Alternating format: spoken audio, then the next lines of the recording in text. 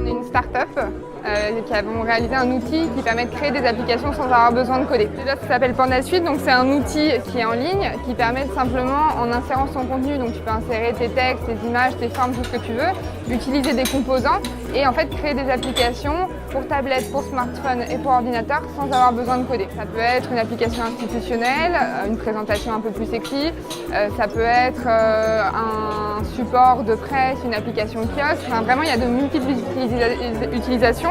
Vraiment la force de l'outil, c'est vraiment d'avoir une grande liberté de création pour avoir des utilisations différentes.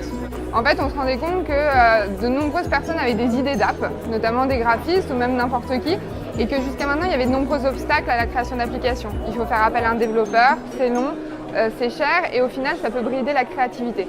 Donc nous, l'objectif, c'était vraiment de remettre à la disposition de toutes ces personnes qui ont des bonnes idées un outil qu'ils pourraient prendre en main, ils pourraient expérimenter, ils pourraient mener leur expérimentation de A à Z sans contrainte, quoi. Donc au final, ça permet même de créer de nouveaux usages.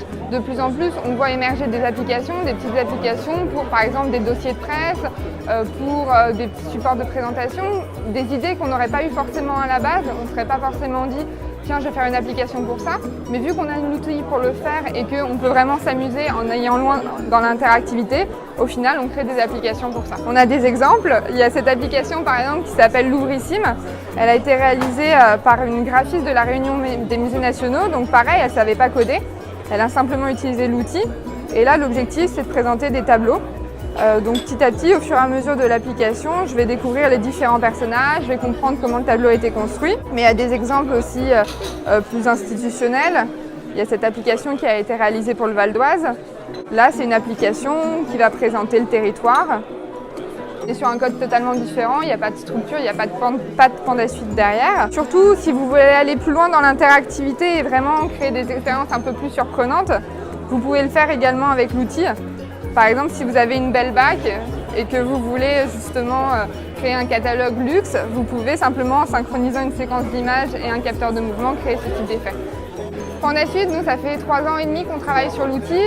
Ça fait depuis mars 2015 qu'il est officiellement lancé. Mais voilà, le temps de petit à petit s'implémenter, c'est surtout depuis le début de l'année là qu'on a activé. Pourquoi le panda?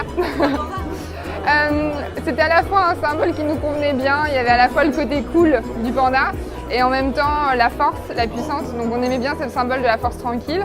Il faut dire aussi que c'est un symbole international, ça parle à tout le monde et ça nous permet d'avoir des t-shirts sympas.